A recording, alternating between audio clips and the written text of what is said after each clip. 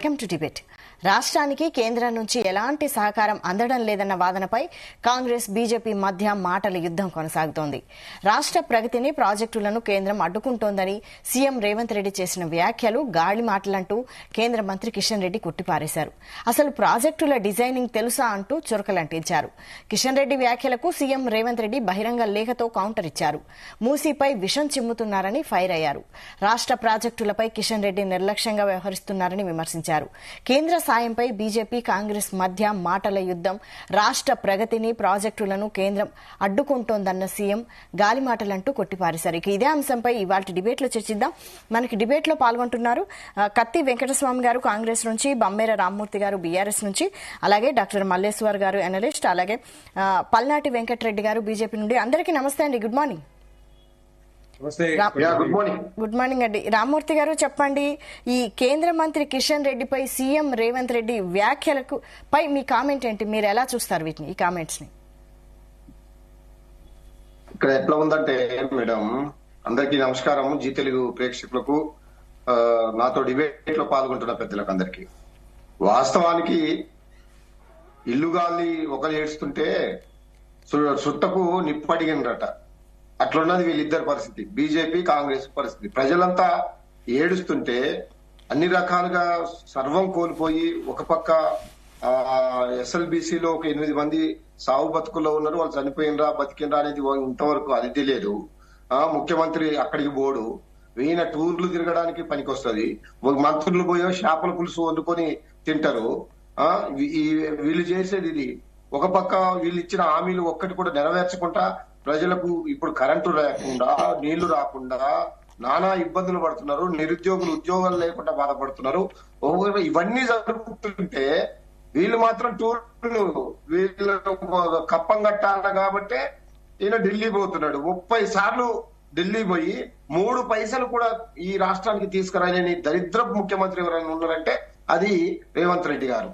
మాటలు చెప్తున్నాడు, మాటలు చెప్పి కేసీఆర్ గారు కూడా అంతకుముందు 4 సంవత్సరాలు అంటే తెలంగాణ కొత్త రాష్ట్రం వచ్చింది, కొత్త రాష్ట్రంలో కేంద్రంతో సఖ్యత ఉండాలి, మంచిగా ఉండాలని దాదాపు 4 సంవత్సరాల వరకు కేసీఆర్ గారు మోడీ గారు మంచుకున్నారు. చాలా బిల్లులకు సపోర్ట్ చేసిండ్రు. ఆయన వచ్చినప్పుడు కూడా నా దగ్గరికి కేసీఆర్ గారు ఎప్పుడు వచ్చినా నీళ్ల గురించి అడుగుతాడు, ప్రాజెక్టుల గురించి అడుగుతాడని స్వయానం ప్రధానమంత్రి ఈ రాష్ట్రానికి వచ్చి హైదరాబాద్ లో మాట్లాడిన పరిస్థితి ఉండే. కానీ ఎన్నిసార్లు అడిగినా ఎప్పుడు కూడా మొట్టికాయలు వేయడమే తప్ప, మాకు ఉత్త చేయి చూపటమే తప్ప, మొండి చేయి చూపడమే తప్ప, తెలంగాణ అంటే సవితి తల్లి ప్రేమ చూపడమే తప్ప ఎప్పుడు కూడా తెలంగాణకు సహకరించలేదు బీజేపీ పార్టీ అనేది క్లియర్ గా మాకు అర్థమైంది. కాబట్టే ఇక ఈయనతోటి అయ్యేది లేదు, ఈయన తెలంగాణ రాష్ట్రానికి ఏం చెయ్యడు.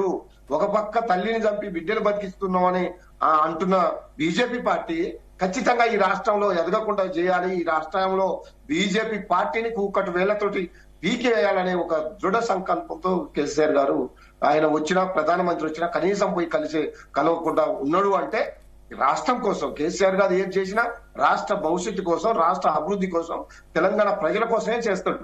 కాబట్టి తెలంగాణను అవమానపరిచిన మోడీ గారు ఈ రోజు ఆ రోజు మీరిద్దరు అంటగాగుతున్నారు. మోడీ గారు, కేసీఆర్ గారు మేము వస్తే చాలా సీరియస్ గా ఉంటాం, నిధులు తెస్తామన్న ఇదే ప్రతిపక్షంలో ఉన్న రేవంత్ రెడ్డి ఇప్పుడు అధికారం వచ్చిన తర్వాత ఇప్పుడు అర్థమైంది మోడీ గారు దుర్మార్గంగా వ్యవహరిస్తాడు, ఎంత అదిగా చూస్తాడు అనేది ఈయన అనుకున్నాడు. మంచిగుంటే పోయిండు, స్వాగతం పలికిండు, బోకేళ్ళు ఇచ్చిండు, శాలువాలు కప్పిండు, బడేబాయ్ అన్నాడు, మీ గుజరాత్ లాగా మా తెలంగాణను కూడా చెయ్యండి అని అన్నాడు. ఏదో చాలా సార్లు కలిసిండు. అసలు ప్రతిపక్ష నాయకులు వీళ్ళకు దగ్గరగా ఉన్న అదాన్ని కౌగులించుకున్నాడు. ఆయన మాత్రం రాహుల్ గాంధీ గారు మాత్రం అదాన్ని దగ్గరకు కూడా రానియకుండా ఒక శత్రువుగా చూస్తుంటే ఈయన మాత్రం మాకు అదాని కావాలి, అంబానీ కావాలి, నాకు మోడీ కావాలన్నట్టు రేవంత్ రెడ్డి యొక్క తీరు ఉన్నది. కాబట్టే ఇప్పుడు రేవంత్ రెడ్డి పరిస్థితి ఏంటంటే ఆయన ఈ రాష్ట్రానికి 1 రూపాయి దేరు. ఇక 8 మంది మంత్రులు ఎంపీలు అయ్యి 2 మంత్రులైన బీజేపీ నాయకులు ఈ రాష్ట్రాన్ని అసలు ఏమైనా కాలిపోయి ఏమైనా అయిపోయి మా పదవులు ఉంటే చాలు, మాకు 8 మంది ఎంపీలు ఇచ్చారు, ఇంకో 2 మంత్రులు అయినాం, మళ్ళీ ఇంకా ఏదో చెప్పి మసిమూసి మారేడుగా చేసి ఇంకా ఈ తెలంగాణ ప్రజల్ని మోసం చేయాలని చూస్తున్నది బీజేపీ పార్టీ. కాబట్టి ఈ రెండు పార్టీలు తెలంగాణకు ద్రోహులే. Right. తెలంగాణ ప్రజలకు వీళ్ళిద్దరు కూడా చాలా తీరని ద్రోహం చేస్తున్నారు. మళ్ళీ 100 సంవత్సరాలు ఇగో ఈ రోజు ఇప్పుడు ఎంత అవుతుంది? 8-10 నిమిషాలు 8-10 ఇంతవరకు కరెంట్ లేదు. ఇప్పుడు ఇక్కడ కూడా నేను ఖమ్మంలో ఉన్నాను, 3 మంత్రులు ఉన్నారు ఇక్కడ, కరెంటు లేదు. అది ఎప్పుడు పోతుందో తెలియదు, ఎప్పుడు వస్తుందో తెలియదు. దీనికి మళ్ళీ వాళ్ళు ఏదో సాకులు చెప్తారు. కాబట్టి ప్రజలు ఒక పక్క చచ్చిపోతున్నారు, ప్రజలు ఇబ్బంది పడుతున్నారు. వీళ్ళు మాత్రం ఒకరి మీద ఒకరు ఏదో అది చేయలేదు ఇది చేయలేదని చెప్తూ కాలం గడుపుతున్నారు. ఇచ్చిన హామీలను డైవర్ట్ చేయడానికి డైవర్ట్ పాలిటిక్స్ చేస్తున్నారు.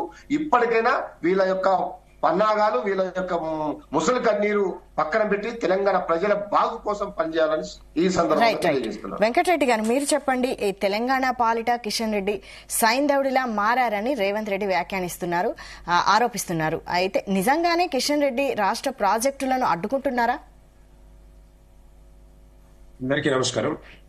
జీ తెలుగు ప్రేక్షకులకు, మీకు అలాగే ప్యానెల్ పెద్దలకి ముఖ్యంగా ఏంటంటే ఇక్కడ ప్రధానంగా రేవంత్ రెడ్డి గారికి రోజుకు చర్చ కావాలి, టీవీలో చర్చ కావాలి, ప్రజల్లో చర్చ కావాలి. తెలంగాణ ప్రజల్ని, తెలంగాణ రాష్ట్ర ప్రజల్ని డైవర్ట్ చేయడానికి రోజుకు ఒక మాట మాట్లాడుతూ ఉంటారు.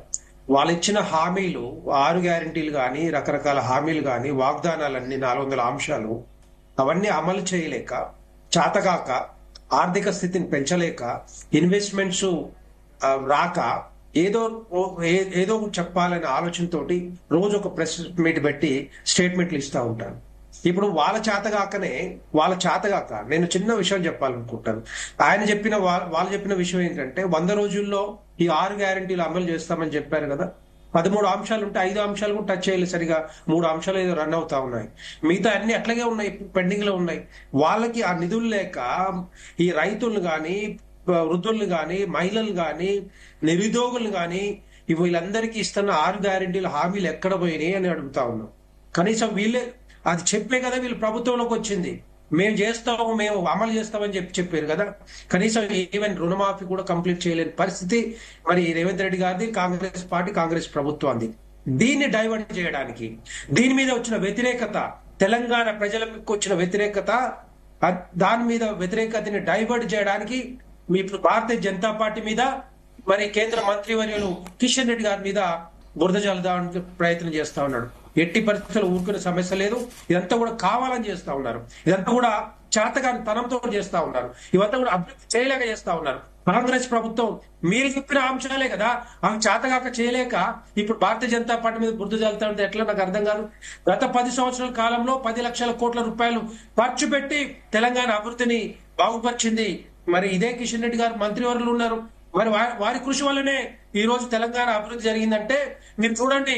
రోడ్వేస్ కానీ, హైవేస్ కానీ, రైల్వేస్ కానీ, ఎయిర్వేస్ కానీ ఏది తీసుకున్నా కూడా ఈ రోజు అభివృద్ధి ఈ విధంగా ఉంది అంటే ఈ 4 దిక్కుల్లో 4 కారిడార్లు, గ్రీన్ కారిడార్లు వచ్చినాయంటే డెఫినెట్ గా ఆయన కృషి ఉంది. ఇక్కడ ఆయన కృషి ఉంది. నేను చెప్తాను, కొన్ని విషయాలు చెప్తాను. ఇంకా ఇవన్నీ కూడా డెఫినెట్ గా మీరు ఈ తెలంగాణ రాష్ట్రాన్ని కంపేర్ చేసుకుంటే, ఇక్కడ నుంచి లేకపోతే నార్త్ స్టేట్ లో కంపేర్ చేసుకుంటే మీరు చూడండి, రాజస్థాన్ లేకపోతే మధ్యప్రదేశ్, ఉత్తరప్రదేశ్ వెళ్ళి చూడండి ఆ రోడ్లు ఎట్లా ఉంటాయో, ఇక్కడ రోడ్లు ఎట్లా ఉంటాయో, ఇక్కడ ఏ విధంగా అభివృద్ధి జరిగిందో ఒకసారి చూసి రమ్మని చెప్పండి. ఎవరైతే మాట్లాడుతున్నారో వాళ్ళు చూసి వచ్చి చెప్పమని చెప్పండి.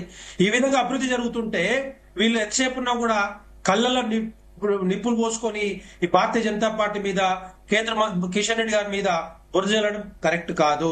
దాన్ని మీరు చేతగాక మూసి ప్రక్షాళన అంటున్నారు. మూసి ప్రక్షాళనే కనపడుతుందా మీకు? ఇల్లు లేని వాళ్ళు కనపడలేరా తెలంగాణ రాష్ట్రంలో? ఇల్లు కట్టుకోవాలి, ఇల్లు కూడు లేదని చెప్పి అనుకుంటే మరి వాళ్ళు కనపడలేదా? మూసి ప్రక్షాళన ఇమ్మీడియట్ కావాలనా? మరి తెలంగాణ రాష్ట్రానికి దగ్గర 2.5 లక్షల ఇండ్లు మంజూరు చేస్తే దాన్ని కట్టలేక దానికి 6,000 కోట్లు మంజూరు చేసిన తర్వాత కూడా మరి అది కనపడలేదంటే అది ఇప్పుడు మరి అడుగుతా ఉన్నారు. మొన్న రేవంత్ రెడ్డి గారు ప్రధానమంత్రి నరేంద్ర మోడీ గారిని కలిసినప్పుడు నాకు ఈ ప్రాజెక్టులు కావాలని చెప్పారు. చెప్పిన తర్వాత మరి మీరు ప్రధానమంత్రి నరేంద్ర మోడీ గారికి ఒక లెటర్ ఇచ్చారు. మీ రాష్ట్రంలో 2014 నుంచి 22 వరకు ఇవన్నీ కూడా పెండింగ్ ప్రాజెక్టులు ఉన్నాయి, వాటన్నిటికి నిధులు ఇస్తాం, మీరు ఇవన్నీ క్లియర్ చేయమని చెప్పారు.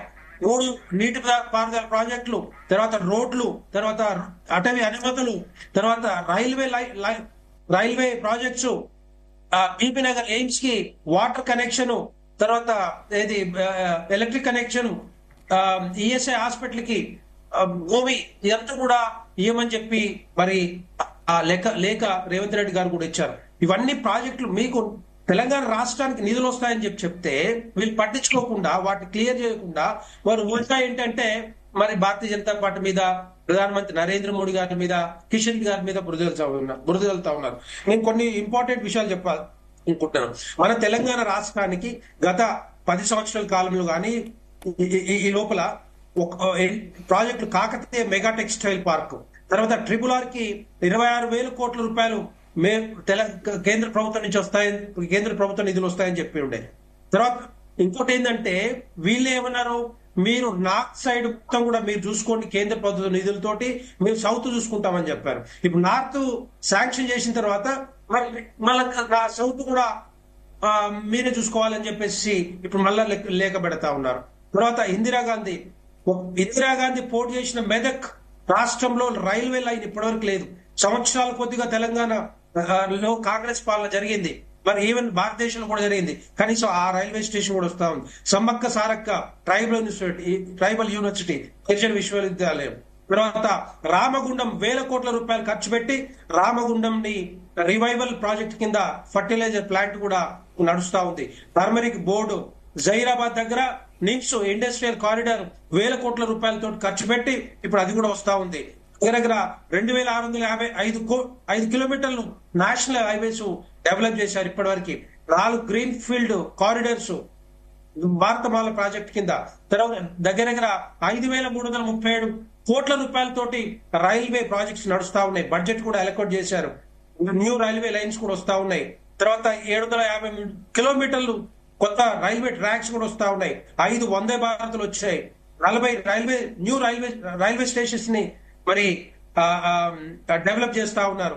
దగ్గర ఇవన్నీ కూడా వస్తా ఉంటే, ఇవన్నీ కూడా తెలంగాణ రాష్ట్రంలో అభివృద్ధి జరుగుతూ ఉంటే ఇప్పుడు అభివృద్ధి జరగట్లేదు, కిషన్ రెడ్డి గారు అందుకుంటున్నారు. కిషన్ రెడ్డి గారి వల్లనే వస్తా ఉన్నాయి ఇవన్నీ కూడా. అది మీరు గుర్తుంచుకోవాలి. కిషన్ రెడ్డి గారి కృషి వల్లనే ఆయన మినిస్టర్ గా, మా కేంద్ర మంత్రివర్యులుగా ఉండి మరి ఇవన్నీ కూడా తీసుకొస్తా ఉన్నారు. ఇప్పటికీ మూసీ ప్రక్షాళన కావాలి. మూసీ ప్రక్షాళనకు వస్తే ఆ డబ్బంతా కూడా డైవర్ట్ చేయాలనికా, లేకపోతే వేరే ప్రాజెక్టుల కోసం పెట్టడానికా, లేకపోతే మీ 6 గ్యారెంటీలు అమలు చేయడానికా?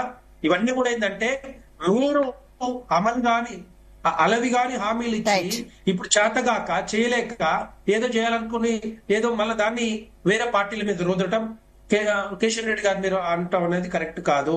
ఎట్టి పరిస్థితుల్లో వీటిని మానుకోవాలి.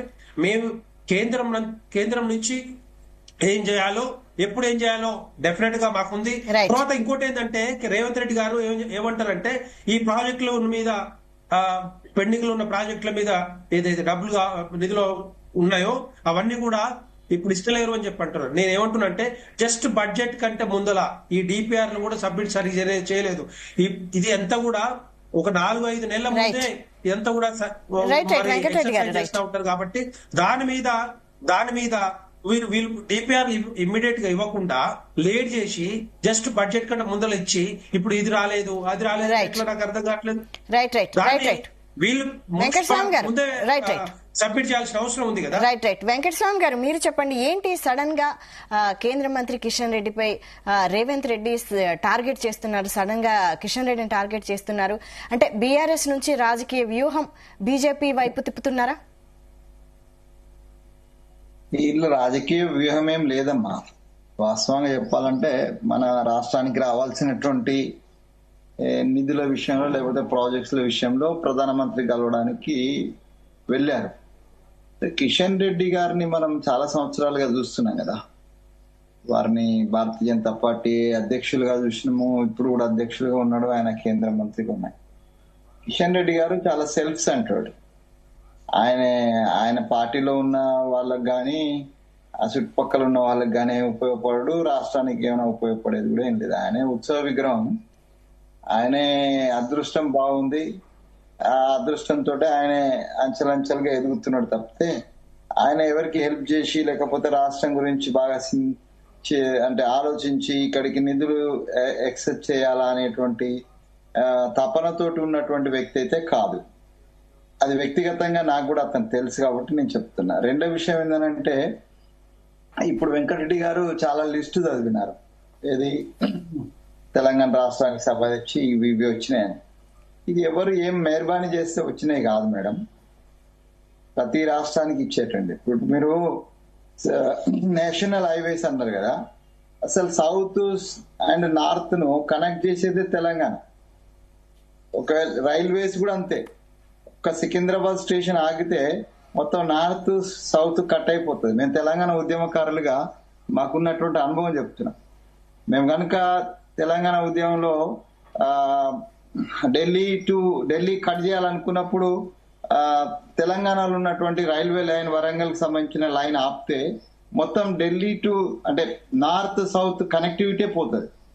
So that much of important centre లో ఉన్నాం మనం, హార్ట్ ఆఫ్ ది దేశానికి సంబంధించిన హైదరాబాద్ అనేది ఒక హార్ట్ లాగా మధ్యలో ఉన్నాం.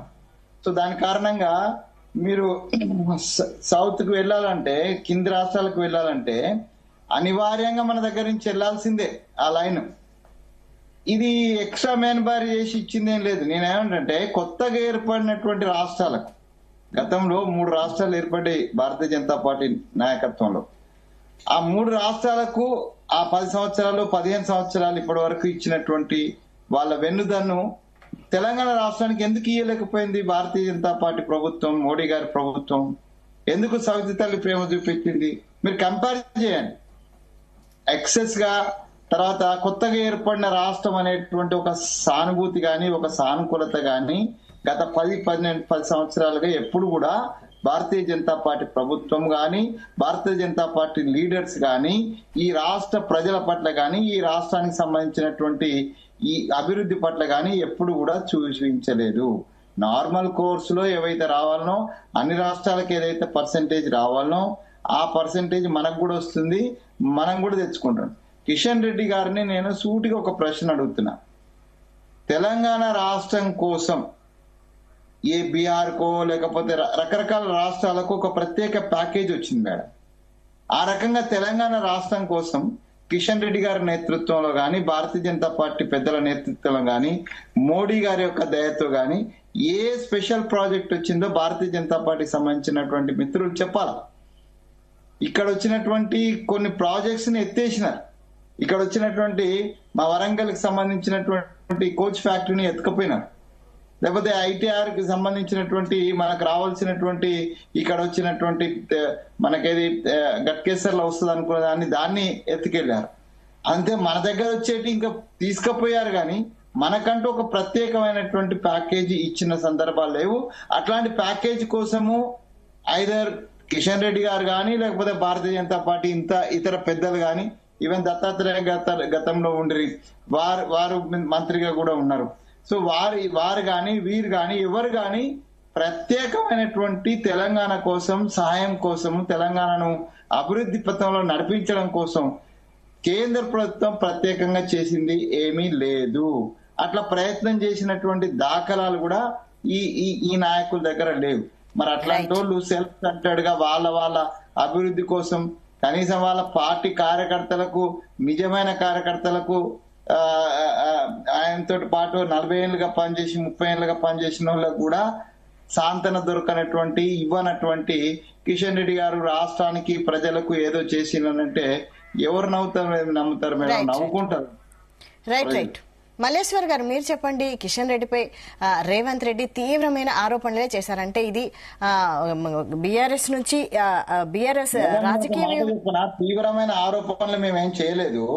కిషన్ రెడ్డి గారు యాజ్ ఏ సెంట్రల్ మినిస్టర్ వారి బాధ్యత వహించి ఈ ప్రాజెక్టుల విషయంలో మేము కేంద్రంకి అప్పీల్ చేసినాం, ప్రధానమంత్రి గారికి అప్పీల్ చేసినాం. దాన్ని ఫాలో అప్ చేసి తీసుకొచ్చే బాధ్యతలను తీసుకోవాలనేటువంటి అప్పీల్ చేసినాం. కానీ ఆరోపణలు ఏం చేయలే. ఆయన మీద అవినీతి ఆరోపణలు చేయలే, లేకపోతే ఆయనకు సంబంధించిన మిగతా ఏం చేయలే. ఆయన ఉలికి పడుతున్నాడు తప్పితే మేము ఆయన అప్పీల్ చేస్తున్నాం. ఇప్పుడు కూడా మేము మా పార్టీ పక్షాన, తెలంగాణ ప్రజల పక్షాన కిషన్ రెడ్డి గారికి అప్పీల్ చేస్తున్నాం. టేక్ ద అంటే ఒక ఇనిషియేషన్ తీసుకోండి. ఒక కేంద్ర మంత్రిగా, ఈ తెలంగాణ బిడ్డగా మీరు కొంత ఇనిషియేషన్ తీసుకోండి. సో దట్ అంటే కేంద్రం నుంచి ఇంకా ఎక్సెస్ మనీ వచ్చేటువంటి, ఎక్సెస్ ఫండ్స్ వచ్చే అవకాశం ఉంటుందనే అప్పీలు మా ముఖ్యమంత్రి గారు చేసేది మల్లేశ్వర్ గారు అయితే కిషన్ రెడ్డిపై రేవంత్ ఆరోపణలు రాజకీయ వ్యూహమా లేదంటే కేంద్రంపై కాంగ్రెస్ పోరాటం అనుకోవాలా? ముఖ్యంగా ముందుగా ప్యానెల్లో ఉన్నటువంటి మిత్రులకు మరియు ప్రేక్షకులకు నమస్కారం అండి.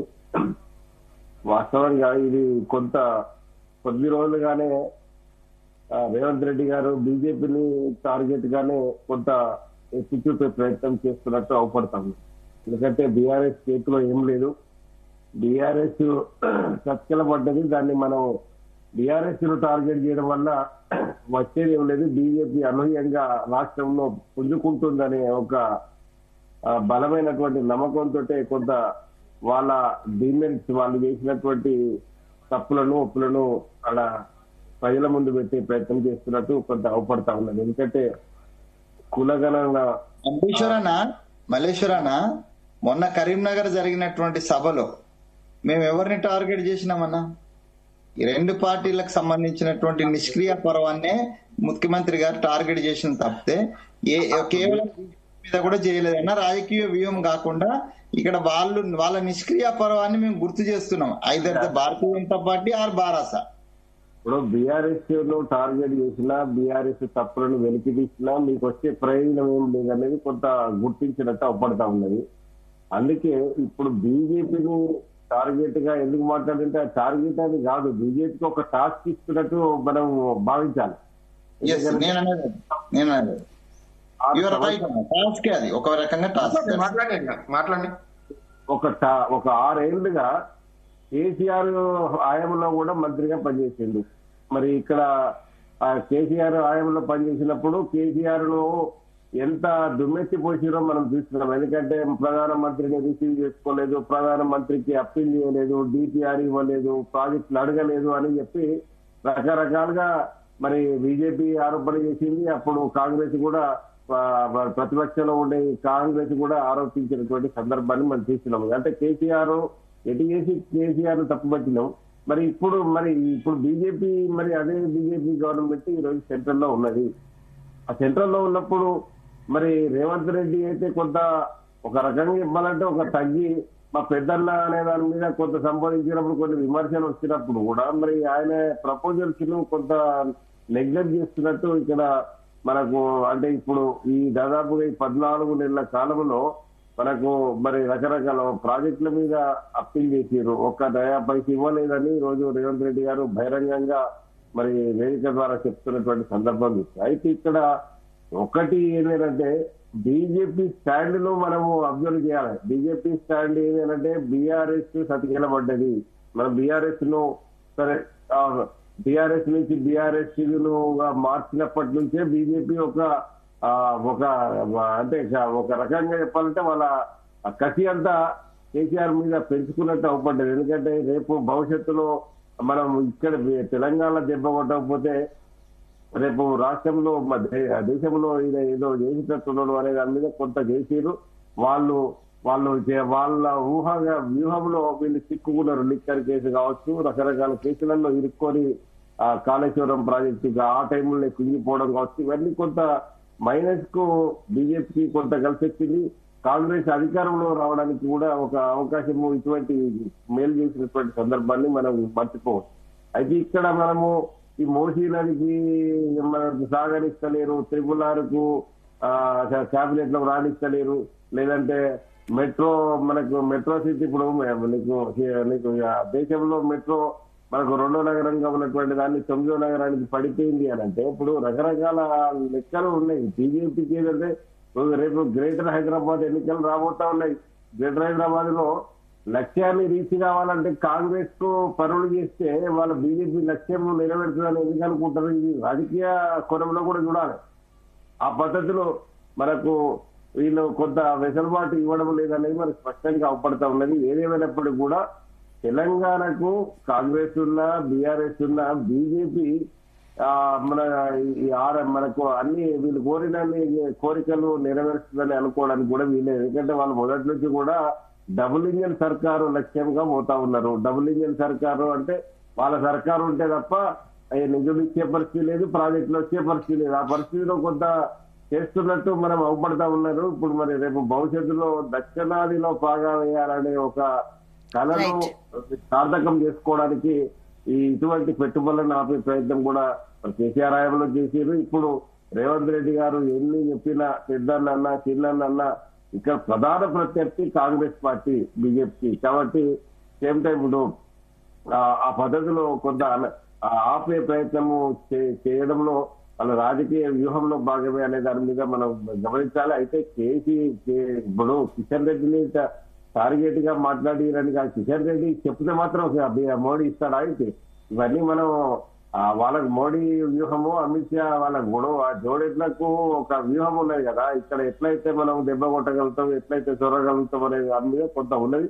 మనం ఎంత మొత్తుకున్నా కూడా వాళ్ళు తల్లిని చంపి నీకు తల్లిని చంపి బిడ్డను బతికించారనే ఒక నినాదం ఎన్నడో మోడీ చెప్పిండు. ఆ పద్ధతిలోనే రేపు తెలంగాణకు మనం ఇంతకంటే ఎక్కువ ఊహించడానికి కూడా వీల్లేదనేది మనం భావించాల్సినట్టు. రైట్ రామ్మూర్తి గారు, మీరు చెప్పండి. ఢిల్లీకి వెళ్లి లిక్కర్ స్కామ్లు చేయట్లేదు, రాష్ట్రానికి నిధుల కోసం వెళ్తున్నామని పరోక్షంగా రేవంత్ రెడ్డి మీ పార్టీపై విమర్శించారు. దీనికి మీరేం చెప్తారు? ఇప్పుడు రేవంత్ రెడ్డికి వీళ్ళందరూ కాళేశ్వరం పర్యపాసింది అని అంటాడు, కానీ రేవంత్ రెడ్డి పుర్రెబయలింది. ఆయనకి ఏం అర్థం కావడం లేదు. వాళ్ళ మంత్రులే పనిచేయడం లేదు. నేను ఒకసారి చెప్తాడు, నా మాట ఎవడు వింటాలేదని ఒకసారి చెప్తాడు. రేవంత్ రెడ్డి కుర్చీ కాపాడుకోవడానికి కోసం ఇక్కడ నుంచి కప్పంని ఢిల్లీ పెద్దలకు, రాహుల్ గాంధీకి, ఆ పార్టీకి అందించడం కోసం నానా ఇబ్బందులు పడుతున్నాడు. దాంట్లో తలమునకలై ఏం మాట్లాడుతున్నాడో ఆయనకు అర్థం కావడం లేదు. నేను ఒకటే అడుగుతున్నాను, మిత్రుడు మాట్లాడుతూ బీఆర్ఎస్ పార్టీ సతికిల వల్లేదు, బీఆర్ఎస్ పార్టీ శక్తి ఏందో ఇప్పుడు అర్థమైంది ప్రజలకు. అది మర్చిపోతున్నారు. రేవంత్ రెడ్డి ఫస్ట్ బేసినట్టుగా ఈ తెలంగాణ ప్రజలకు క్షమాపణ చెప్పాలా. నేను అన్నాను, బడే బాయ్ అన్నాను, తెలంగాణకు చాలా గొప్పగా సాధిస్తారు అనుకున్నాను, కానీ బీజేపీ నుండి మేము నిధులు తేలేకపోతున్నాము, మమ్మల్ని క్షమించండి అని ఫస్ట్ తెలంగాణ ప్రజల్ని క్షమాపణ కోరాల రేవంత్ రెడ్డి. సరే, బీజేపీ ఎంత దుర్మార్గ పార్టీ తెలుసు. ఇప్పటికైనా మీకు అర్థం కావడం లేదు. మీకు దమ్ము ధైర్యం ఉంటే రెండు పార్టీలు రేపు ఎన్నికల్లో బీఆర్ఎస్ పార్టీ కంటే ఒక్క సీట్ అయినా ఎక్కువ తెచ్చుకొని దమ్ముంటే చూద్దాం. బీఆర్ఎస్ పార్టీ సతికిలబడ్డదా లేదా లేచి నిలబడి గల్లెత్తుకొని ఇది నా తెలంగాణ రాష్ట్రంలో బీఆర్ఎస్ పార్టీ తప్ప ఏ పార్టీ కూడా ఈ ప్రజల్ని ఆదుకోదని ఒక లక్ష్యాన్ని, ఒక సూచికగా ఈ రోజు జరుగుతున్న పరిణామాలు. అందుకే మా దగ్గరికి వస్తున్నారు. అందుకనే మా మీద ఇష్టం వచ్చినట్టు కేసులు పెడుతున్నారు. బీజేపీ వాళ్ళు పని చేయరు. నేను ఒక్కటి అడుగుతున్నా, ఆంధ్రాకు 1000 కోట్ల రూపాయలు ఎందుకు ఇస్తున్నారు, తెలంగాణకు ఎందుకు ఇవ్వడం లేదు అంటే తెలంగాణలో అడిగేటోడు లేడు. వీళ్ళు నోరు మూసుకొని దద్దమ్మల్లాగా కాంగ్రెస్ పార్టీ ఎంపీలు 8 మంది ఉంటారు. వాళ్లకు ఒత్తాసు పలుకుతూ వాళ్ళ కాళ్ళు మొక్కడానికి, వాళ్ళ చెప్పులు మోయడానికి పనికొచ్చేటోళ్ళు బీజేపీ ఎంపీలు. బీజేపీ ఎంపీలు ఏం చేస్తున్నారు? కేంద్రంలో మా ప్రాంతానికి ఒక ప్రత్యేకమైన ప్యాకేజ్ కావాలా, లేదా ప్రాజెక్ట్ కావాలా, ఒక్కటన్నా ఉన్నదా, వచ్చిందా? ఒక కాలేజీ తెచ్చారా, ఒక స్కూల్ తెచ్చారా? ఒకటి ఏమైనా ఉన్నాయి కూడా తీసుకొని పోతుంటే మాత్రం నోరు మూసుకొని దద్దమల్లాగా కూకుంటున్నారు ఈ బీజేపీ ఎంపీలు. కాబట్టి ఈ రెండు పార్టీల వల్ల ఈ తెలంగాణ రాష్ట్రం అసలు బాగుపడదు. రామ్మూర్తి గారు మరి బీఆర్ఎస్ హయాంలో 10 ఏళ్ల నుంచి కేంద్రం నుంచి ఏం సాధించారు? నేను అదే అంటున్నా, ఈ రాష్ట్రానికి ప్రతి రంగంలో కేసీఆర్ గారు ఉన్నప్పుడు ప్రతి రంగంలో నెంబర్ 1 స్థానంలో నిలబెట్టిండ్రు. కేసీఆర్ పార్లమెంటు సాక్షిగా వీళ్ళే బీజేపీ పార్టీ ఎంపీలే మొత్తం ఈ రాష్ట్రానికి ఏం జరిగిందో, ఎన్నిసార్లు అవార్డులు ఇచ్చారో వాళ్ళే చెప్పారు. అంటే మేము ఆ రకంగా మమ్మల్ని నడుస్తున్న వారికి కాళ్లలో కట్టెలు పెట్టే ప్రయత్నం చేసినా మేము ఎక్కడ తగ్గలేదు. ₹1 కూడా కాళేశ్వరం నుండి అడగలేదు, మేము కేంద్రం నుంచి ఇవ్వలేదు. అలాగే మిషన్ భగీరథ, మిషన్ కాకతీయ ఎక్కడ కూడా రూపాయి ఇవ్వకుండా కూడా మన దగ్గర నుంచి ఎలా నిధులు సంపాదించాలో తెలుసు. కేసీఆర్ గారు ఒక దృఢమైన సంకల్పంతో ఐటీ కంపెనీలు తీసుకొచ్చి అభివృద్ధి చేసి తద్వారా తెలంగాణ రాష్ట్రాన్ని బ్రహ్మాండంగా నెంబర్ 1 స్థానంలో తీసుకుపోయిన ఈ తెలంగాణ రాష్ట్రాన్ని ఇప్పుడు మళ్ళా కుదేలు చేశారు. ఇప్పుడే మీకు తెలుసు, రెవెన్యూలో దాదాపు 6,000 కోట్ల రూపాయల బడ్జెట్ తగ్గిందని కాగ్ రిపోర్ట్ ఇచ్చింది. అంటే మొత్తం ఆదాయం పోయింది, ఆదాయం ఈ రాష్ట్రానికి పోయింది. వాళ్ళు మాత్రం తెల్లగా చూస్తుంటారు. కాబట్టి ఇప్పటికైనా బీజేపీ పార్టీ ఎంపీలు మీరు నిజంగా బతకాలనుకుంటే, మీరు ఈ రాష్ట్రంలో నిలబడాలనుకుంటే అక్కడ అదే అడుగుతున్నారు ప్రజలు కూడా. అరే బీఆర్ఎస్ పార్టీ ఎంపీలు లేరు కాబట్టి, అక్కడ అడగడం లేదు కాబట్టి ఈ రాష్ట్రానికి రావాల్సిన నిధులు రావడం లేదు అనేది ప్రజలకు అర్థమైంది. ప్రజలు ఇప్పుడు కోరుతున్నారు, అయ్యో మేము చాలా తప్పు చేసినాము, ఈ ఇద్దరు దొంగ మాటలు నమ్మి, చీకటి దోస్తుల మాటలు నమ్మి, వీళ్ళ యొక్క ఒక అక్రమ సంబంధం వీళ్ళది బీజేపీ కాంగ్రెస్ వల్ల. దేశం అంతా ఒక రకంగా ఉంటది, తెలంగాణలో ఒక రకంగా ఉంటది. కాబట్టి ఏదో చేయాలనుకున్నారు, తెలంగాణ ప్రజల్ని ఇబ్బంది పెడుతున్నారు ఇప్పుడు. కాబట్టి ఇది అర్థమైపోయింది. అందుకనే మా మీద కేసులు పెడుతుంటే తెల్లగా చూస్తున్నారు బీజేపీ వాళ్ళు. ఎందుకు బీజేపీ వాళ్ళ మీద కేసులు కావడం లేదు? ఎందుకు మా మీద ప్రతి కేసు పెడుతున్నారు? మా నాయకులు ఎక్కడికైనా పోతే రాణిస్తలేదు. నిన్న కూడా హరీష్ రావు గారు ఎస్ఎల్బీసీ కాడికి పోతే ఎందుకు రానియలేదు? ఎందుకు మా వాళ్ళ ఎవరో హార్ట్ అటాక్ వచ్చి చచ్చిపోతే, ఎవరో భూతగాల మీద చనిపోతే మా నాయకుల మీద ఎందుకు కేసులు పెడుతున్నారు? అంటే మేము ఎదగకుండా చూడాలని రెండు పార్టీలు కంకణం కట్టుకున్నారు. ప్రజలకు అర్థమైంది. మాకు శ్రీరామ రక్ష బీఆర్ఎస్ పార్టీనే, కేసీఆర్ గారే అని ప్రజలకు అర్థమైంది. కాబట్టే మేము ఖచ్చితంగా నిలబడతాం, ప్రతిపక్షంలో ఉన్నాం. ఈ 3 సంవత్సరాలు వీళ్ళు ఇచ్చిన హామీలు నెరవేర్చేదాకా ఖచ్చితంగా వెంటబడతాం. బీజేపీని, కాంగ్రెస్ ను కూకటి వేళ్లతోటి పీకేసి అంతవరకు మాయ మాటలు ప్రజలకు అర్థమైంది. కాబట్టి ప్రజలు బాధపడుతున్నారు. ప్రజల పట్టాన బీఆర్ఎస్ పార్టీ నిలబడుతుంది. రైట్ వెంకటరెడ్డి గారు, మీరు చెప్పండి. డబుల్ ఇంజిన్ సర్కార్ అంటూ రాష్ట్రంలో వేరే బీజేపీ లేని రాష్ట్రాలకి కేంద్రం నిధులు ఇవ్వట్లేదు అనేది ఆరోపణ. మీరేమంటారు దీనిపై? ఈ ఆరోపణ అసత్యమని నేను చెప్తా ఉన్నాను. యాక్చువల్ గా మన బడ్జెట్ లో బీహార్ కానీ ఆంధ్రప్రదేశ్ కి ఎందుకు ఇచ్చారంటే, కొంత ఆ వెసులుబాటు ఎప్పటి నుంచి బీహార్ కి ప్రత్యేక ప్యాకేజీ ఎప్పటి నుంచో కావాలని చెప్పి. ఎందుకంటే అది తెలుసు, అందరికీ తెలుసు, అది వెనకబడ్డ రాష్ట్రం. కాంగ్రెస్ పార్టీకి కూడా తెలుసు, కాంగ్రెస్ ప్రభుత్వానికి తెలుసు. ఎందుకంటే కాంగ్రెస్ పాలనలోనే బీహార్ రాష్ట్రాన్ని పట్టించుకోలేదు కాబట్టి అక్కడ ఉన్న పప్పు ధాన్యాలకు ఒక బోర్డు కానీ, కొన్ని రైల్వే ప్రాజెక్ట్స్ కానీ అక్కడ కొంత, ఎందుకంటే ఆ బీహార్ రాష్ట్రం నుంచి మనకు తెలుసు, అక్కడి నుంచి ఇక్కడ వచ్చి పనిచేస్తా ఉంటారు కూలీలు. వాళ్ళకి బతకలేక ఇక్కడ దాకా వస్తా ఉంటారు. సో అదన్నీ ఏంటంటే అక్కడ కొంత వాళ్ళు కూడా బతకాలి అని చెప్పేసి ఒక ఆలోచనతోటి కొన్ని ఇచ్చిన వాస్తవం.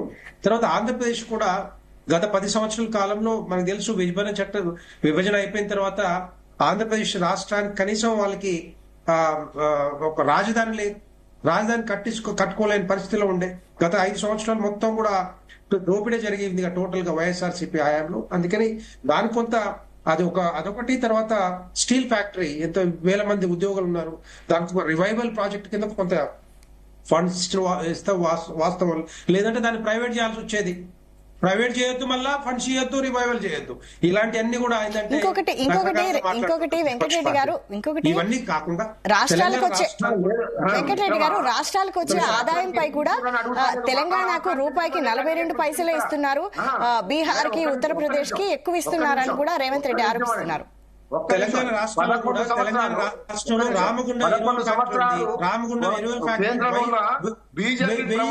ఏ రాష్ట్రానికి ఎన్ని ఇస్తున్నారో మాకు సంబంధం లేదు.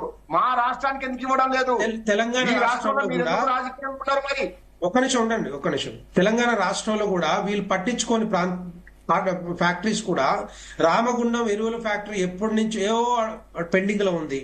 ఎప్పటి నుంచో కాంగ్రెస్ హయాంలో మూతపడింది. అది దాన్ని పట్టించుకుని పాపన కూడా పోలేదు. మేము వచ్చిన తర్వాత కేంద్ర ప్రభుత్వ నిధులతోటి 3,000 కోట్ల రూపాయలతోటి దాన్ని రివైవ్ చేసేసి ఇప్పుడు నడుస్తా ఉంది రామగుండం ఎరువుల ఫ్యాక్టరీ కింద. దాని కింద ఎంతో మంది మరి ఉద్యోగాలు పొందిన అవకాశాలు మనకు తెలుసు. ఇలాంటివి చాలా జరుగుతా ఉన్నాయి. కానీ బురద జల్లుకుంటూ ఎంతసేపు ఉన్న కేంద్ర ప్రభుత్వం నిధులు ఇవ్వట్లేదని చెప్పడం కరెక్ట్ కాదు. నేను చెప్తా ఉన్నాను కదా, ఇలాగనే ఉండుంటే బీఆర్ఎస్ పార్టీ కానీ, బీఆర్ఎస్ హయాంలో కేసీఆర్ తెలంగాణను అభివృద్ధి చేయలేకపోయేటోళ్ళు.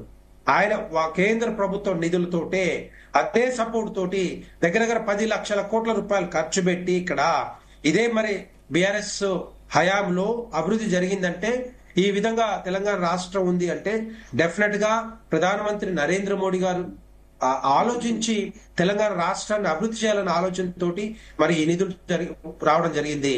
ఇది వీళ్ళు అడిగినా అడగకపోయినా కాంగ్రెస్ పార్టీ కానీ లేకపోతే బీఆర్ఎస్ పార్టీ అడిగినా అడగకపోయినా తెలంగాణ రాష్ట్ర అభివృద్ధికి భారతీయ జనతా పార్టీ, ప్రధానమంత్రి నరేంద్ర మోడీ గారు కంకణం కట్టుకుంటున్నారు. ఈ రోజు ఇదే కాదు, ఈవెన్ గ్రామీణ ప్రాంతాల్లో కూడా గ్రామీణ ప్రాంతాల్లో రోడ్ల దగ్గర నుంచి, లైట్ల దగ్గర నుంచి, ప్రకృతి వనాలు, శ్మశాన వాటికలు, గ్రామ పంచాయతీ బిల్డింగ్స్, దానికి కావలసిన ఏదైతే మన వర్కర్స్ ఉన్నారో వాళ్ళకు కూడా జీతాలు ఇచ్చేది ఇప్పటికి కూడా కేంద్ర ప్రభుత్వ నిధులతోటే. అది మర్చిపోవద్దని చెప్తా ఉన్నాను. ఇవన్నీ కూడా జరుగుతా ఉన్నాయంటే డెఫినెట్ గా వీళ్ళు చేతగాక, ఈ బీఆర్ఎస్ టైంలో వాళ్ళు చేయలేక చేతగాక ఇప్పుడు చతికిలబడ్డది డెఫినెట్ గా ఎస్. ఎందుకంటే తెలంగాణ రాష్ట్రంలో మీకు వచ్చిన ఎంపీలన్నీ మీరు 0 వచ్చాయి, డిపాజిట్లు కూడా కళ్ళంతైనాయి, బీఆర్ఎస్ పని అయిపోయింది. ఇప్పుడు కాంగ్రెస్ పార్టీ కూడా మరి అదే విధానంలో పోతా ఉంది, అదే తరహాలో పోతా ఉంది. ఇచ్చిన హామీలని తుంగలో తొక్కి ఏం చేయలేక ఇప్పుడు మరి భారతీయ జనతా పార్టీ మీద బురద జల్లుతా ఉంది. ఒక నిమిషం ఉండండి. భారతీయ జనతా పార్టీ మీద బురద జల్లుతా ఉంది. డెఫినెట్ గా వీళ్ళు ఇచ్చిన హామీలని నిలబెట్టుకోలేక తెలంగాణ ప్రజల్లో ఒక వ్యతిరేకత వస్తే దాన్ని కప్పించుకోవడానికి రేవంత్ రెడ్డి రోజు ఒక స్టేట్మెంట్ రిలీజ్ చేస్తా ఉంటారు. ఈ స్టేట్మెంట్ అంతా కూడా తెలంగాణ ప్రజలందరూ అర్థం చేసుకుంటున్నారు. మీరు ఇచ్చిన టైం లైన్స్ అన్ని కూడా అయిపోయినాయి. మీరు ఇచ్చిన టైం లైన్స్ మొత్తం కూడా అయిపోయినాయి. కానీ ఇప్పుడు మళ్ళా దాన్ని ఏం చేయాలి, ఎట్లా ఎక్స్టెండ్ చేయాలి, ఏ విధంగా మరి ఇచ్చిన హామీలని పూర్తి చేయాలని ఒక డైలమాలో ఇప్పుడు భారతీయ జనతా పార్టీ మీద లేకపోతే కిషన్ రెడ్డి గారి మీద రుద్దుతా ఉన్నారు. ఇది కరెక్ట్ కాదు. వీళ్ళు ఎవరిని అడిగిచ్చారండి ఈ హామీలన్నీ? కాంగ్రెస్ మేనిఫెస్టోని బీజేపీ అమలు చేయాలన్నా? వాళ్ళు ఇచ్చిన హామీలన్నీ కూడా మేము అమలు చేయాలన్నా? వీళ్ళు ప్రభుత్వంలో రాకముందు 7 లక్షల కోట్ల అప్పు ఉందని తెలియదా? ఈ రోజు 6,000 కోట్ల రూపాయలు వడ్డీ కట్టాలని తెలియదా? మనకు వచ్చే ఆదాయం 18,000 కోట్లు అయితే నెలకి, వాటిలో సగానికి మరి 6,000 కోట్ల రూపాయలు వడ్డీల రూపంలో పోతాయని తెలియదా వీళ్ళకి? వీళ్ళంతా కూడా ఎక్సర్సైజ్ చేసి వచ్చి మొత్తం కూడా తెలిసి కూడా ఈ హామీలు ఇచ్చి మొత్తం తెలంగాణ ప్రజల్ని మభ్యపెట్టి డైవర్ట్ చేసి ఓటు బ్యాంకు, సీట్ బ్యాంకు పెంచుకోవడమే తప్ప వీళ్ళు చేసింది ఏమి లేదు తెలంగాణ రాష్ట్రంలో కాంగ్రెస్ ప్రభుత్వం. సో ఇప్పుడు ఏంటంటే దాన్ని డైవర్ట్ చేయడానికి మళ్ళీ మరి భారతీయ జనతా పార్టీ మీదనో లేకపోతే కేంద్ర ప్రభుత్వం మీద రుద్దుతా ఉన్నారు. వీళ్ళ చేతగాని తను ఒప్పుకోలేక మరి మాట్లాడలేక వాటి గురించి మాట్లాడుతున్నారు. ఇది డెఫినెట్ గా తెలంగాణ ప్రజలందరూ గమనిస్తున్నారు. రేపు ఆల్టర్నేటివ్ గా భారతీయ జనతా పార్టీ వస్తా ఉంది. భారతీయ జనతా పార్టీ ఏ ఎన్నికలు వచ్చినా కూడా, ఏ ఎన్నికలు ఇక్కడే కాదు భారతదేశంలో కాంగ్రెస్ పార్టీని ఓడించేది భారతీయ జనతా పార్టీ. ఈ తెలంగాణ రాష్ట్రం కూడా అదే జరుగుతా ఉంది. వెంకటస్వామి గారు మీరు చెప్పండి. ట్రిపుల్ వచ్చిందే కేంద్రం మంజూరు చేసిందే ట్రిపుల్ కేంద్రం, కానీ మీరేమో కిషన్ రెడ్డి ఆపుతున్నారంటున్నారు. ప్రాజెక్టు ట్రిపుల్ తో సహా అన్ని ప్రాజెక్టులకి కిషన్ రెడ్డి ఆపుతున్నారంటున్నారు. ఇదెలా? కిషన్ రెడ్డి ఆపుతున్నాడని మేము అనలేదండి. మేము అంటున్నది ఏంటంటే కిషన్ రెడ్డి నిష్క్రియ పర్వం ఉన్నది. కిషన్ రెడ్డి గారు కేంద్ర మంత్రిగా 2వ సారి కేంద్ర మంత్రి అయింది. ఆయన లాస్ట్ టైం ఏం చేసిండో టిఆర్ఎస్ జమానా ఉన్నది, అప్పుడు ఏం చేసిండో అందరికి తెలుసు, ఇప్పుడు ఏం చేసిండో అందరికి తెలుస్తుంది. మేము ఒక బాధ్యతాయుతమైన ప్రభుత్వంగా, ఒక బాధ్యతాయుతంగా ఉన్నటువంటి ముఖ్యమంత్రి గారు ఇవాళ గారు ఒక బాధ్యతలో ఉన్నారు, వారు పెద్ద బాధ్యతలో ఉన్నారు, కేంద్ర మంత్రిగా ఉన్నారు, మన పక్షాన అక్కడ తెలంగాణ బిడ్డగా ఉన్నాడు. కాబట్టి ఆయన ఇనిషియేషన్ తీసుకోవాలనేటువంటి అప్పీల్ చేస్తే ఆయన ఎందుకు మండిపడుతున్నాడో, ఎందుకు ఉలిక్కి పడుతున్నాడో నాకు అర్థం కాలేదు. ఇప్పుడు మీ దగ్గర సోర్స్ ఉన్నప్పుడు మీ సోర్సెస్, ఇప్పుడు ఏమైనా కోర్టుకు పోతే మీరు కరెక్ట్ సోర్స్ ను టచ్ చేసినా లేదా అని అడుగుతుంది కోర్టు కూడా. ఇలా ప్రజా కోర్టులో మేము సోర్స్ ఉన్నటువంటి వ్యక్తి ఇలా కిషన్ రెడ్డి గారు, బండి సంజయ్ గారు, వాళ్ళిద్దరు తెలంగాణ ప్రాంతం నుంచి మంత్రివర్గంలో ఉన్నారు, కేంద్ర మంత్రివర్గంలో ఉన్నారు. వారు మనకు రిప్రజెంటేటివ్స్. సో రిప్రజెంటేటివ్స్ గా మన తెలంగాణ ప్రాంత ప్రజల కోసము కొంత కన్విన్స్ చేసి కేంద్రాన్ని డిమాండ్ చేస్తారా, కన్విన్స్ చేస్తారా, వాళ్ళ పద్ధతిలో వాళ్ళు చేసి తెలంగాణ ప్రజలకు ప్రయోజనం చేయాలనేటువంటి సదుద్దేశం తప్ప మిగతా ఏది పొలిటికల్ టార్గెట్ ఏం లేదు. ఇక ఇప్పుడు పొలిటికల్ గా ఏం లేవు. ఒకవేళ మన రామమూర్తి గారు బాగా ఫ్రస్ట్రేషన్ లో ఉన్నట్టున్నారు. సో ఆయన ఏదేదో మాట్లాడుతున్నాడు, అదే పదాలు, అదే కేసీఆర్ అంటే చింత తెచ్చిన పులుపు దావదు అన్నట్టుగా అదే కేసీఆర్ పదాలు, అదే దెబ్బలు, అదని ఇదని ఇష్టం మాట్లాడుతున్నాను. ఆయనను నేను చాలా గౌరవిస్తాను. ఎందుకంటే మాతో పాటు ఆయన తెలంగాణ ఉద్యమంలో పాల్గొన్నటువంటి ఉద్యమ యోధుడు. ఆ రకంగా మేము రామమూర్తి గారికి రెస్పెక్ట్ ఇస్తాం. కానీ చాలా ఫ్రస్ట్రేషన్ లో ఉన్నట్టున్నారు ఆయన, అందుకని అట్లా మాట్లాడుతున్నారు. అదే నేనేమంటున్నాను అభివృద్ధి కావడం లేదంటే ఫ్రస్ట్రేషన్. నువ్వు మాట్లాడినప్పుడు నేను ఏం మాట్లాడలే. దయచేసి నేను వ్యక్తిగతంగా నేను చాలా గౌరవిస్తాను. కానీ నువ్వున్న ఫ్రస్ట్రేషన్ కరెక్టే. ఎందుకనంటే పార్టీ అధికారం పోయింది, దాని తర్వాత జరుగుతున్న పరిణామాలు, 10 ఏళ్ళు అధికారం ఉంటే నిన్ను ఎక్కడ తీసుకుపోయి పెట్టిందో మాకు తెలుసు. సరే, మేము కొద్దిగా మేల్కొని బయటకు వచ్చినాం, మీరు బాగుకోలేక అక్కడే ఉండిపోయినారు. సరే, అది వ్యక్తిగత విషయం. నేనేమంటున్నానంటే బీఆర్ఎస్ ఉన్నా కాంగ్రెస్ ఉన్నా బీజేపీ పాలసీ ఒక్కటే. ఎవరు ఉన్నారనేది కాదు, తాము లేము కాబట్టి ఆయా రాష్ట్రాలను హింసించి నష్టపరిచి దారికి తెచ్చుకోవాలనేటువంటి, ఆ ప్రజలను ఇబ్బంది పెట్టి దారికి తెచ్చుకోవాలనేటువంటి ఒక కుయుక్తి భారతీయ జనతా పార్టీ దగ్గర ఉంది. ఆ కుయుక్తిలో కిషన్ రెడ్డి గారు అంత వ్యూహరచనలో ఉన్నారా లేరా నేను చెప్పలేను. ఎందుకంటే ఆయన గాలెవల్లో ఏం లేడు. కేంద్రంలో ఆయనకున్న విలువ మాకు కూడా తెలుసు. మేము కూడా కలిసి పనిచేసినాం, ఏబీపీలో కలిసి పనిచేసినాం, మాతో పనిచేసిండు ఆయన స్థాయి ఏందో మా స్థాయి ఏందో అప్పుడు, ఇప్పుడు ఆయన స్థాయి ఏందో మా స్థాయి ఏందో మాకు తెలుసు. డెఫినెట్ గా we'll give the due respect to the Kishan Reddy గారు యాజ్ ఏ సెంట్రల్ మినిస్టర్. ఆయన తెలంగాణ బిడ్డగా తెలంగాణకు రిప్రజెంట్ చేస్తున్న దృష్ట్యా ఆయన మీద బాధ్యత ఉన్నది అనేటువంటిది విషయాన్ని పదే ముఖ్యమంత్రి గారు గుర్తు చేస్తున్నాం తప్పితే మేము ఎవరిని తప్పుపడటం లేదు, ఎవరిని రాజకీయంగా. నేను ఇంకో మాట చెప్తున్నా రామూర్తేనా, మీరు ఒక్క సీటు అంటున్నారు కదా. సరే, బీజేపీకి మీ సవాల్ కరెక్టే, కానీ నేను చెప్తున్నా కదా, రేపు వచ్చేటువంటి పంచాయతీ ఎలక్షన్ లో 80% సీట్లు మేము గెలుస్తామన్నా, దాంట్లో డౌట్ ఏం లేదు. దీనికి కారణం ఏంటంటే ఒక్క నిమిషం నేను చెప్పేది ఒక్క నిమిషం చెప్పండి రామతన్న. జనరల్ ఏముంటదంటే అన్న, అధికారంలో ఉన్న పార్టీకి స్థానిక సంస్థల ఎన్నికల్లో సానుకూలత ఉంటదన్న, ఇది రాజకీయంగా మర్చిపోవద్దు మనం. కాబట్టి దాన్ని మేము ప్రూవ్ చేసుకుంటాం. సరే, అది తర్వాత వచ్చే అంశం. ఇప్పుడు మీరైనా మేమైనా, బీజేపీ బీఆర్ఎస్ వాళ్ళైనా లేకపోతే కాంగ్రెస్ వాళ్ళమైనా ఎవరమైనా, ఈవెన్ బీజేపీ వాళ్ళైనా, తెలంగాణ ప్రజల ప్రయోజనాలే లక్ష్యంగా మనం పనిచేయాలి. 8 మంది ఎంపీలు ఉన్నారు భారతీయ జనతా పార్టీకి, ఒక్కరు కూడా నోరిప్పరు. ఎట్లా వస్తాయి నిధులు? కిషన్ రెడ్డి గారు మాట్లాడరు. ఎందుకు నిధులు వస్తాయి? రావు కదా. ఇప్పుడు బీహార్ రాష్ట్రానికి ఇచ్చినాము ఎక్స్ట్రా అనేటువంటి విషయాన్ని వెంకరెడ్డి గారు స్వయంగా చెప్తున్నారు. ఆంధ్రప్రదేశ్ కి ఇచ్చినాం అనేటువంటి విషయాన్ని వెంకరెడ్డి గారే స్వయంగా చెప్తున్నారు. ఆంధ్రప్రదేశ్ అండ్ తెలంగాణ రెండు ఒక్కసారి ఏర్పడ్డాయి మిత్రమా. ఇంకా 6 రోజుల వెనకాల వాళ్ళ ఆవిర్భావ దినోత్సవం అయింది. 6 రోజుల ముందు మనకు అయింది. కాబట్టి వెంకరెడ్డి గారు గుర్తు చేసేది ఏంటంటే వెంకరెడ్డి గారు నేను గుర్తు చేసేది ఏంటంటే, తెలంగాణ అండ్ ఆంధ్రప్రదేశ్ అనేటువంటి 2 రాష్ట్రాలు విడిపోయినటువంటి సందర్భంలో తెలంగాణ పట్ల సవితి ప్రేమ చూపించాల్సినటువంటి అవసరము కేంద్రానికి ఏమొచ్చింది అనేటువంటి విషయాన్ని ఒకసారి మీరు కూడా ఆత్మవిమర్శ చేసుకోండి. తెలంగాణ బిడ్డలుగా మీరు ఫస్ట్, తర్వాతనే మీరు భారతీయ జనతా పార్టీ వ్యక్తులు, లేకపోతే నేను కాంగ్రెస్ వ్యక్తిని, ఇంకొక ఆయన టిఆర్ఎస్ వ్యక్తి. కానీ తెలంగాణ ప్రజల యొక్క ఆకాంక్షలను పూర్తి చేసేటువంటి బాధ్యత మన అందరి మీద ఉంది. ఆ విషయాన్ని భారతీయ జనతా పార్టీ నేతలు, కార్యకర్తలు ఆత్మవిమర్శ చేసుకొని అంతరాత్మ ప్రబోధంతో తెలంగాణ ప్రజల కోసం పనిచేయాలి కిషన్ రెడ్డి గారితో సహా అనేది నేను విజ్ఞప్తి చేస్తున్నా. మేడం, చిన్న క్లారిటీ ఏంటంటే, ఇక్కడ తెలంగాణ రాష్ట్రం మనకు తెలుసు, డెఫినెట్ గా కేంద్ర ప్రభుత్వ నిధులు వస్తా ఉన్నాయి, తెలంగాణ రాష్ట్రం అభివృద్ధి చెందుతా ఉంది. ఈ ఆంధ్రప్రదేశ్ రాష్ట్రానికి మనకు తెలుసు, ఇదే కాంగ్రెస్ పార్టీ అక్కడ ఉంది కదా, మరి కాంగ్రెస్ పార్టీ వాళ్ళని అడగమని చెప్పండి. వాళ్ళకి ఆ రాజధాని అక్కర్లేదా? వాళ్ళకి సపోర్ట్ అక్కర్లేదా? రాజధాని ఎందుకు కట్టుకోలేదు? ఎందుకు అడగలేదు? టాపిక్ డైవర్ట్ అవుతుంది. మల్లేశ్వర్ గారు మీరు చెప్పండి. వెంకటస్వామి గారు మల్లేశ్వర్ గారు మీరు చెప్పండి. ఈ భాష డీలిమిటేషన్ లాంటి సెన్సిటివ్ అంశాలతో వెంకటరెడ్డి గారు ఒక నిమిషం.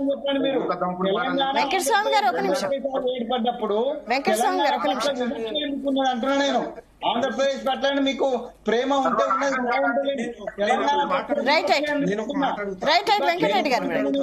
మీరు స్టేట్ బడ్జెట్ పెట్టారు కదా, నల్లగొండకి ఎంత ఇచ్చిర్రు, లేకపోతే వరంగల్ కి ఎంత ఇస్తామని, లేకపోతే కరీంనగర్ ఇస్తామని మీరు చెప్తారా? పోనీ మీరు చెప్పగలుగుతారా? మీరు నేను చెప్తున్నాను, మేమే చెప్తా ఉన్నాం కదా, రెండు తప్ప ఎక్కడన్నా north states right right right Venkatareddy garu, Venkataswamy గారు, wait wait wait wait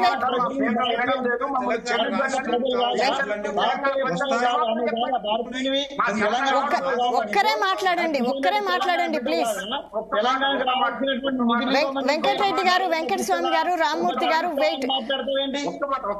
Malleshwar గారు మీరు చెప్పండి, మల్లేశ్వర్ గారు మీరు చెప్పండి. ఒక్కరే వెయిట్ అండి, వెయిట్ వెయిట్ వెయిట్. మల్లేశ్వర్ గారు మాట్లాడతారు, అందరూ wait wait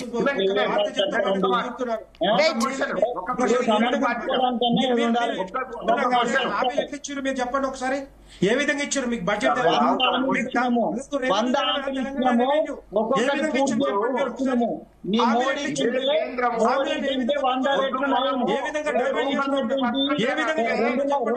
wait wait Venkataswamy గారు, వెంకటస్వామి గారు, వెంకటరెడ్డి గారు, వెయిట్ ప్లీజ్ ప్లీజ్. రామ్మూర్తి గారు, రామ్మూర్తి గారు ప్లీజ్, మల్లేశ్వర్ గారిని మాట్లాడనిద్దాం ప్లీజ్.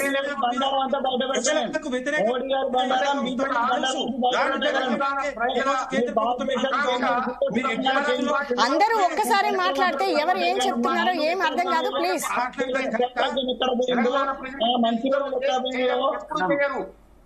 ప్లీజ్ ప్లీజ్ అన్ని చెప్పగలం వెంకరెడ్డి గారు.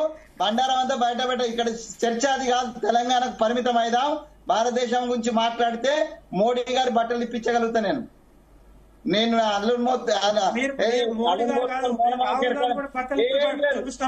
రాహుల్ గాంధీ ఏం డిక్లరేషన్ ఇక్కడ ఇచ్చిండ్రు?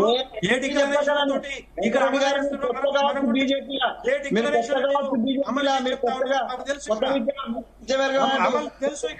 మాట్లాడుతున్నారు?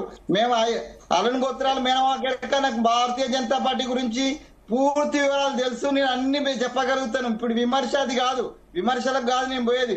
తెలంగాణ రాష్ట్రానికి రావాల్సినటువంటి హక్కు గురించి మాట్లాడుతున్నా, తెలంగాణ రాష్ట్రానికి రావాల్సిన హక్కుల గురించి మాట్లాడుతున్నా నేను. సరే బీఆర్ఎస్ బీఆర్ఎస్ కానీ లేకపోతే కాంగ్రెస్ అడిగినా అడగకపోయినా నిధులు వస్తా ఉన్నాయి. ఈ రోజు వరంగల్ ఎయిర్పోర్ట్ కూడా గ్రీన్ ఫీల్డ్ కారిడార్ కూడా దానికి క్లియరెన్స్ వచ్చింది. 205 కోట్లు కూడా రిలీజ్ చేస్తా ఉన్నారు. అది కూడా వచ్చింది.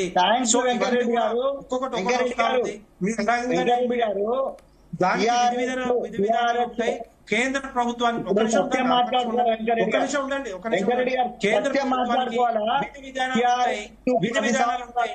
ఎప్పుడు మీరు డిపిఆర్ సబ్మిట్ చేస్తున్నారు, ఎప్పుడు ఇస్తున్నారు మీకే తెలియదు. అది మీరు జస్ట్ బడ్జెట్ కంటే ముందు నుంచి ఇప్పుడు కావాలంటే ఇమ్మీడియట్ కావాలంటే ఎట్లా నాకు అర్థం కాదు. దానికి కూడా ఒక విధి విధానాలు ఉంటాయి. మీకు తెలిసి ఇస్తున్నారు అర్థం కాదు. డిపిఆర్ ఎప్పుడు సబ్మిట్ చేసారు ఒకసారి చెప్పండి, ఎప్పుడు సబ్మిట్ చేసి ఒకసారి చెప్పండి. సబ్మిట్ చేసారు మీరు. వెంకటరెడ్డి గారు ఒక మాట వినండి.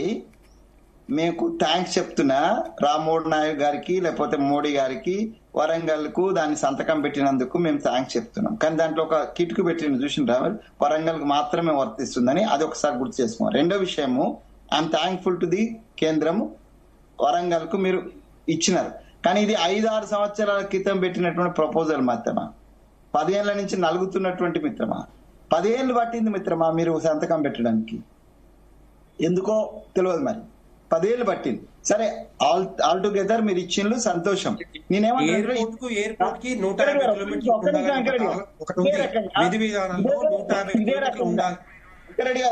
ఇదే